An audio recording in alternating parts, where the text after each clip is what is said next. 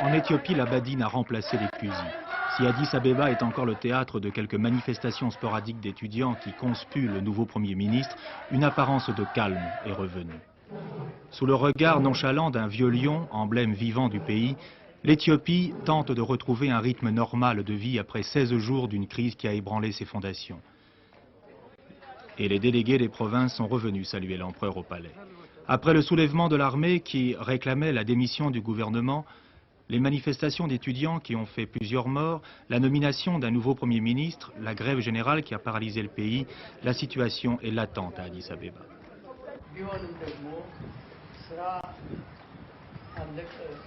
Haïlé Sélassié, roi des rois, est alors apparu devant son peuple avant tout comme l'empereur des Éthiopiens. Tel Saint Louis sous son chêne, l'empereur a répondu aux doléances de ses sujets, mais il leur a également déclaré que les désirs de son peuple dicteraient désormais son attitude.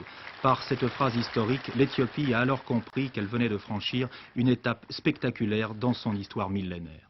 Puis, devant quelques journalistes qui avaient reçu ordre de laisser leur magnétophone à l'extérieur, l'empereur a parlé de monarchie constitutionnelle et a affirmé que le peuple devait participer aux côtés du gouvernement au développement du pays. Dans un pays sans parti politique, cette déclaration a pris toute son importance.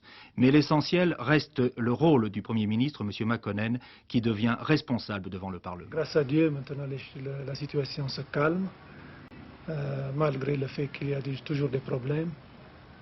Et j'espère que j'aurai l'atmosphère de calme pour me permettre de préparer mon programme dans les domaines politiques, constitutionnels, économiques et autres.